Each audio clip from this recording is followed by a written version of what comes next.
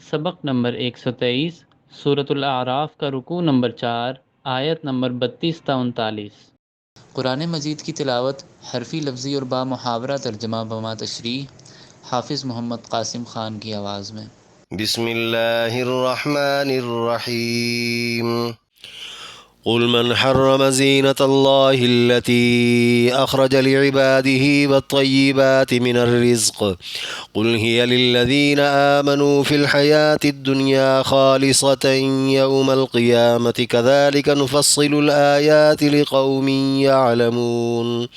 قل آپ کہہ دیں، من کون ہے، حرم حرام کی اس نے، زینت اللہ اللہ کی زینت، التی وہ جو، اخرجا نکالی اس نے، لعبادہ اپنے بندوں کے لیے، والطیبات اور ستھری چیزیں، من الرزق رزق سے، قل آپ کہہ دیں، ہی للذین یہ ان لوگوں کے لیے ہیں جو آمنو ایمان لائے، فی الحیات الدنیا دنیاوی زندگی میں، خالصتاً خالص ہوں گی، یوم القیامتی قیامت والے دن، کذالک اسی طرح، نفصل الآیاتی کھول کر ہم بیان کرتے ہیں آیتیں، لقوم یعلمون اس قوم کے لیے جو جانتی ہے۔ پوری آیت۔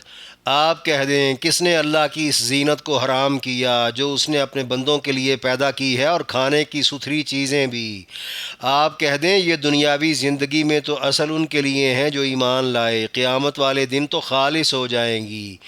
اسی طرح ہم جاننے والی قوم کے لیے کھول کر آیتیں بیان کرتے ہیں۔ قل انما حرم ربی الفواحش ما ظہر منها وما بطن والاثم والبغی بغیر الحق وأن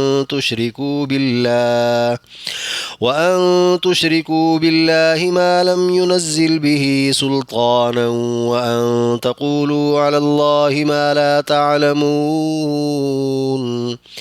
قل آپ کہہ دیں، انما صرف، حرم ربیہ حرام کیا ہے میرے رب نے، الفواحش بے حیائی کو، ما ظہر وہ جو ظاہر ہے، منہا اس میں سے، وما بطن اور وہ جو پوشیدہ ہے، والاثم اور گناہ کو، والبغی اور سرکشی کو، بغیر الحق نا حق، وان تشرکوا باللہ اور یہ کہ تم شریک ٹھہراؤ اللہ کے ساتھ، ما اسے جو، لم ینزل نہیں اتاری گئی، بھی اس کے ساتھ، سلطاناً کوئی دلیل، وَأَن تَقُولُوا اور یہ کہ کہو تم، علی اللہ اللہ پر، ما لا جو کہ نہیں، تعلمون تم جانتے۔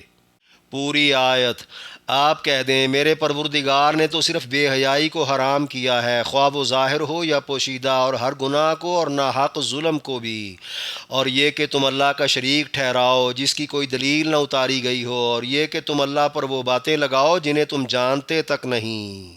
وَلِكُلِّ أُمَّةٍ أَجَلٌ فَإِذَا جَاءَ أَجَلُهُمْ لَا يَسْتَأْخِرُونَ سَاعَةً وَلَا يَسْتَقْدِمُونَ۔ وَلِكُلِّ أُمَّةٍ اور ہر گروہ کے لیے، اجل وقت مقرر ہے، فَإِذَا پھر جب، جاء آن پہنچے، اجلہم ان کا مقررہ وقت، لا یستأخرون نہ پیچھے ہوں گے وہ، ساعتاً ایک گھڑی، ولا یستقدمون اور نہ وہ آگے ہوں گے۔ پوری آیت۔ اور ہر کسی جماعت کا وقت مقرر ہے، پھر جب ان کا مقررہ وقت آن پہنچے تو نہ وہ ایک گھڑی پیچھے ہو سکیں گے اور نہ ہی وہ آگے ہو سکیں گے۔ یا بنی آدم اما یأتینکم رسل منکم یقصون علیکم آیاتی فمن اتقى واصلح فلا خوف علیہم ولا هم یحزنون۔ یا بنی آدم اے اولاد آدم، اما اگر، یأتینکم آئیں تمہارے پاس، رسول منکم رسول تمہیں میں سے، یقصون بیان کریں وہ، علیکم تم پر، آیاتی میری آیتیں، فمن پھر جو کوئی، اتقا بچ گیا، واصلح اور سدھر گیا، فلا خوف تو نہ خوف ہوگا، علیہم ان پر، ولا ہم اور نہ وہ، یحزنون غمگین ہوں گے۔ پوری آیت: اے اولاد آدم، اگر تمہارے پاس تمہیں میں سے رسول آئیں جو میری آیتیں تمہیں سنائیں، پھر جو بچ گیا اور سدھر گیا تو ان پر کوئی خوف ہوگا نہ ہی وہ غمگین ہوں گے۔ والذین کذبوا بآیاتنا واستکبروا عنها اولئک اصحاب النار هم فیہا خالدون۔ والذین، اور وہ لوگ جو کذبوا، جھٹلایا انہوں نے، بیایاتنا، ہماری آیتوں کو، واستکبروا، اور تکبر کیا انہوں نے، عنہا، ان سے، اولئک، وہ لوگ، اصحاب النار، آگ والے ہیں، ہم فیہا، وہ اس میں، خالدون، ہمیشہ رہنے والے ہیں۔ پوری آیت: اور جنہوں نے ہماری آیتوں کو جھٹلایا اور ان کے آگے تکبر کیا وہی لوگ آگ والے ہیں، وہ اس میں ہمیشہ رہیں گے۔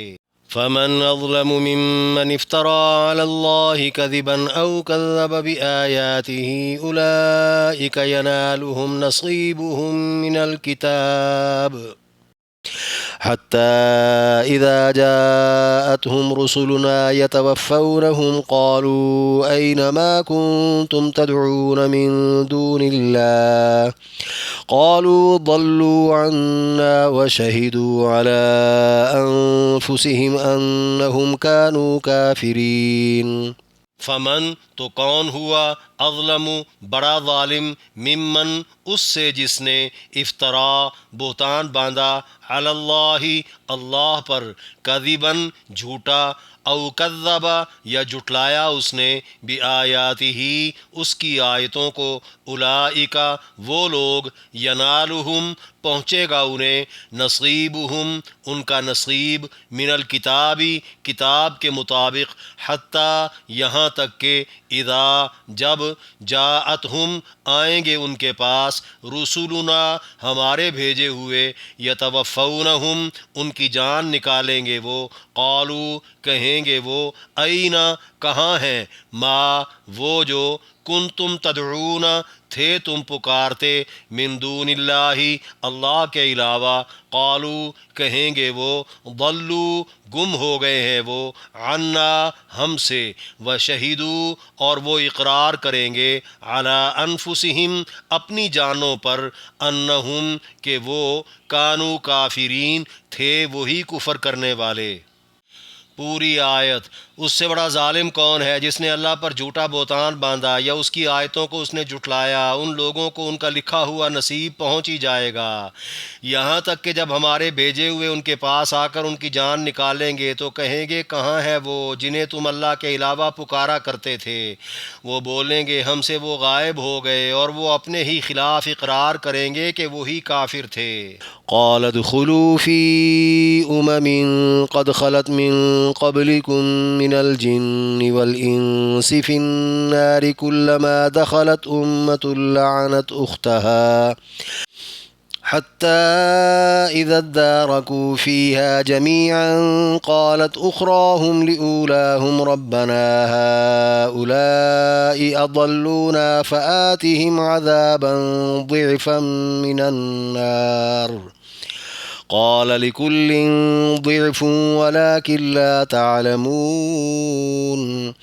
قال، کہے گا وہ، ادخلو، داخل ہو جاؤ تم، فی امتوں میں، قد خلت، تحقیق گزر گئیں، من قبلکم، تم سے پہلے، من الجن والانس، جنوں انس میں سے، فی النار، آگ میں، کلما، جب بھی، دخلت، داخل ہوگی، امتن، کوئی امت، لعنت کرے گی وہ، اختہا، اپنی ہی ساتھی کو، حتیٰ، یہاں تک کہ، اذا ادارکوا، جب وہ مل جائیں گے، فیہا، اس میں، جمیعاً، سب، قالت، کہے گی، اخراہم، پچھلی ان کی، لأولاہم، اپنی پہلی کے بارے، ربنا، اے ہمارے رب، ہؤلاء، یہی لوگ ہیں، اضلونا، گمراہ کیا انہوں نے ہمیں، فآتہم، تو دے ان کو، عذابا ضعفا، عذاب دگنا، من النار، آگ سے، قال،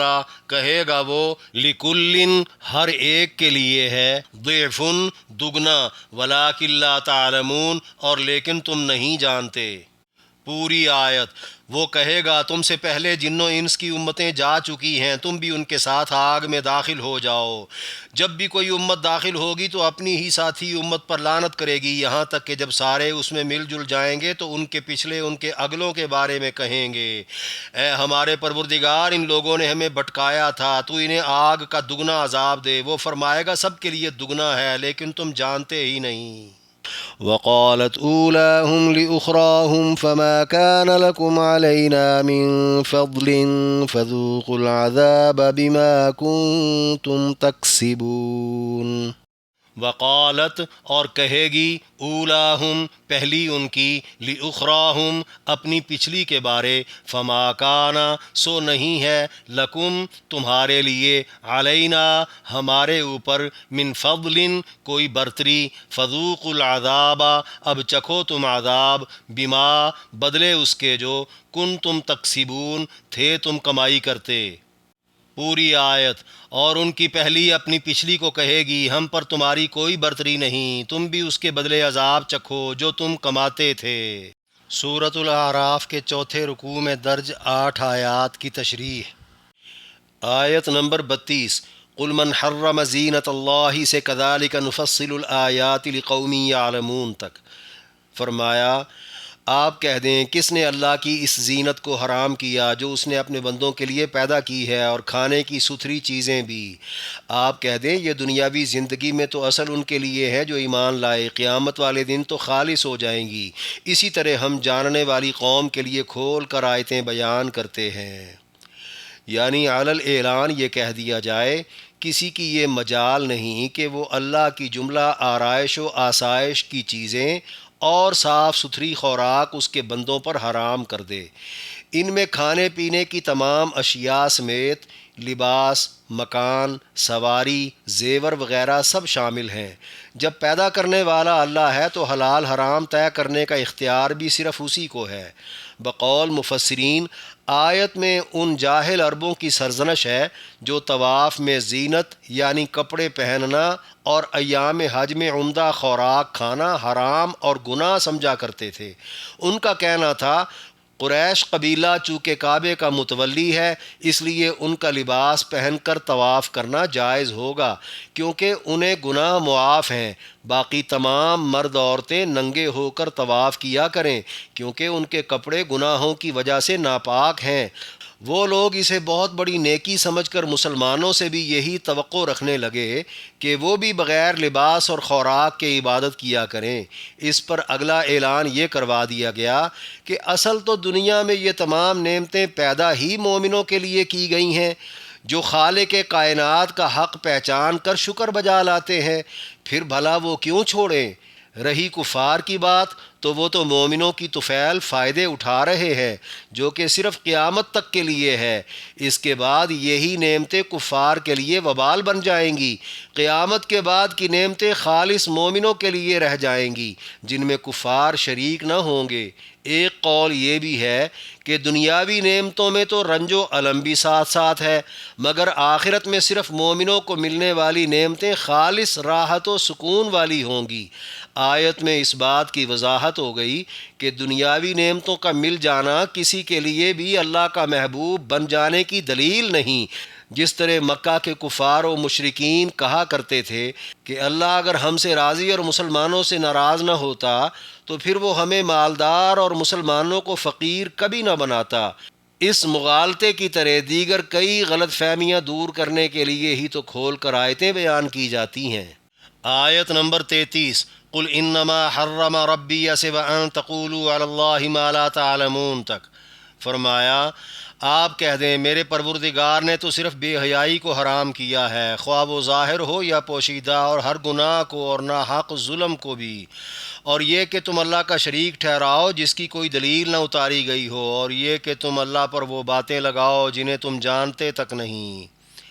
یعنی جاہل لوگوں کو بتا دیا جائے اپنے تئیں حرام کر کے حلال چھوڑ دینے کی بجائے اللہ کی حرام کردہ اشیاء سے پرہیز کرنا چاہیے، جن میں پہلے نمبر پر فواحش ہیں، یعنی ہر گندہ اور کبیرہ گناہ۔ قرآن میں جسے عریانی، بے حیائی، بدکاری اور زنا کہا گیا ہے۔ ظاہر سے مراد ایسا ناجائز تعلق جو سب کے علم میں ہو، اور پوشیدہ سے مراد جو یاری دوستی اور محبت کے پردے میں کیا جائے۔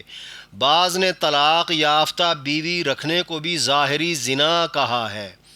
دوسرے نمبر پر اثم ہے، یعنی وہ مطلق گناہ جو نیک کام کر سکنے کے باوجود نہ کرنے پر ہوتے ہیں۔ ان گناہوں کا تعلق بندے کی ذات سے ہے۔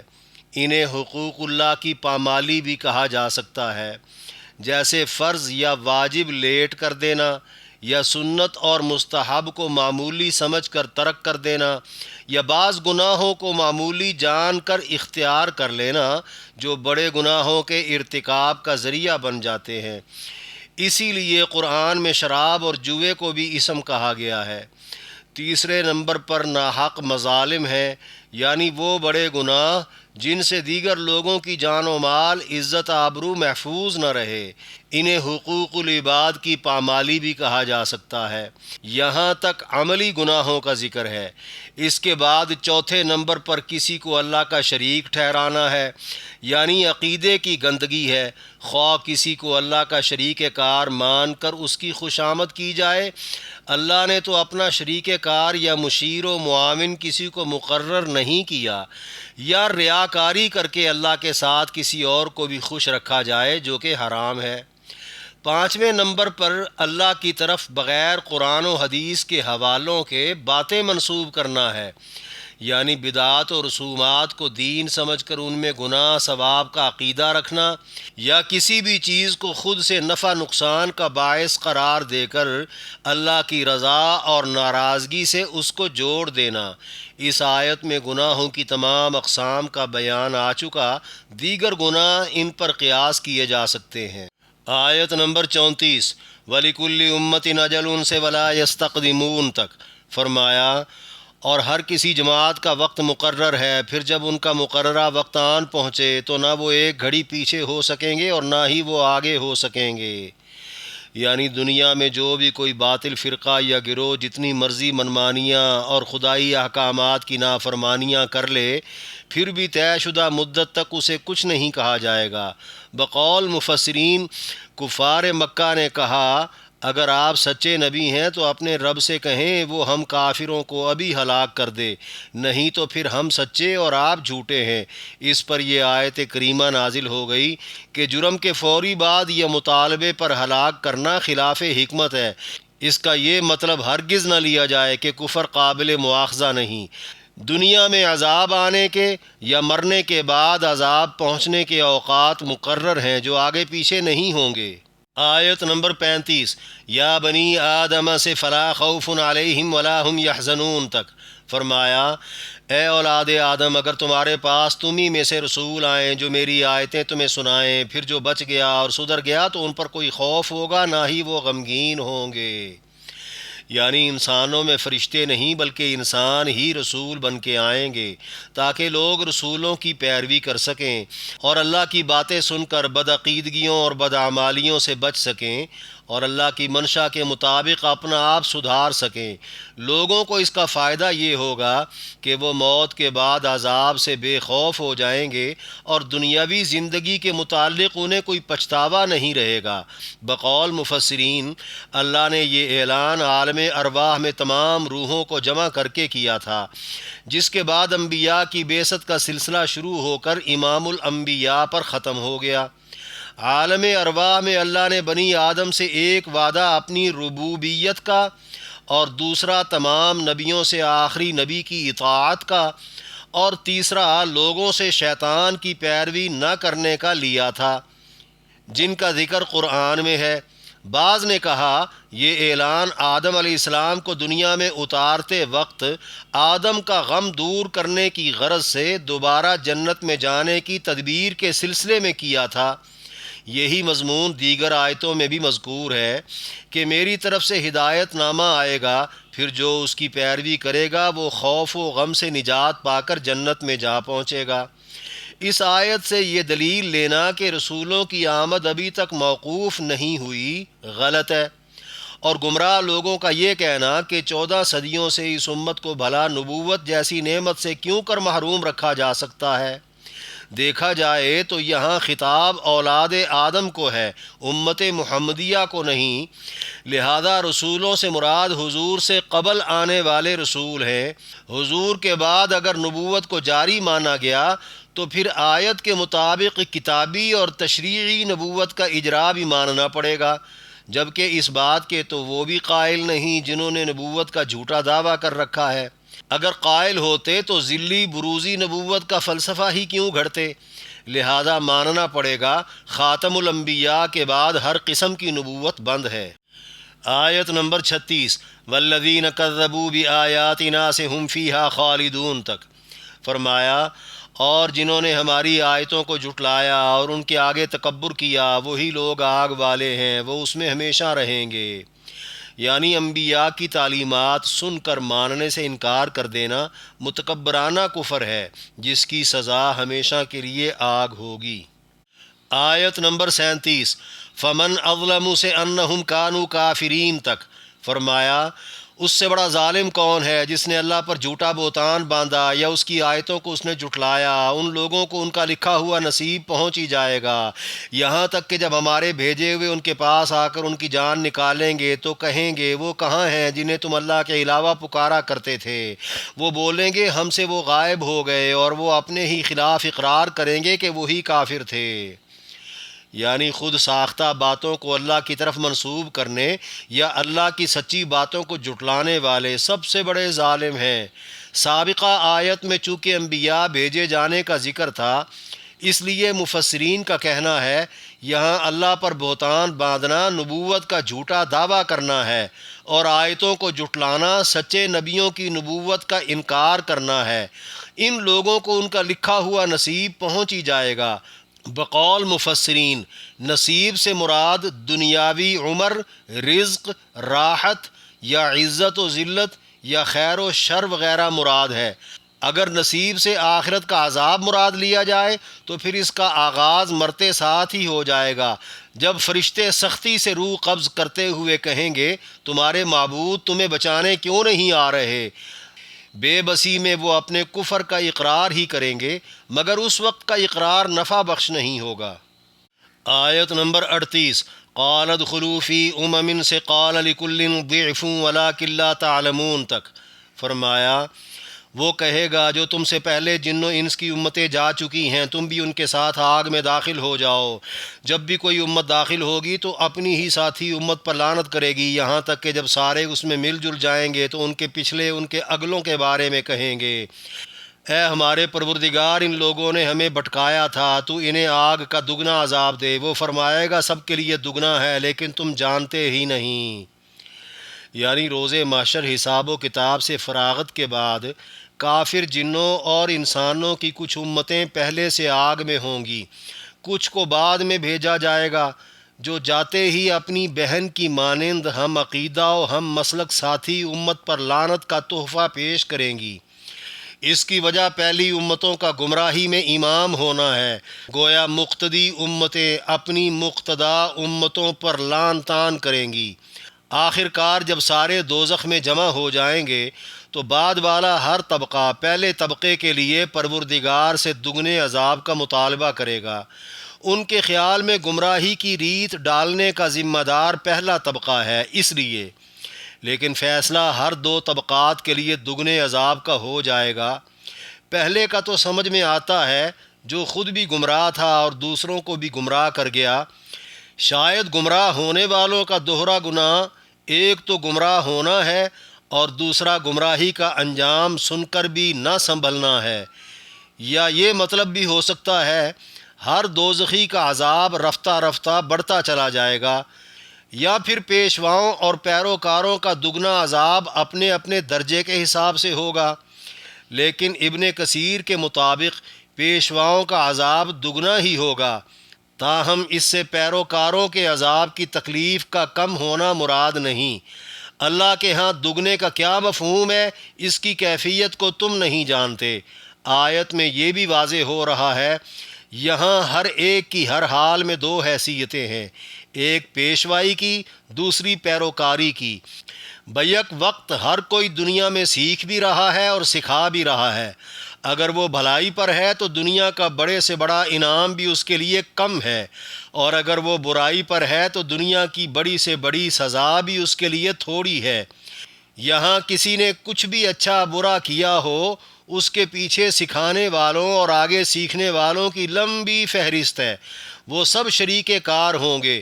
قرآن و حدیث میں مذکور ہے، اچھائی برائی کی داغ بیل ڈالنے والے اپنے اربوں کھربوں پیروکاروں کے گناہ ثواب میں حصے دار ہوں گے۔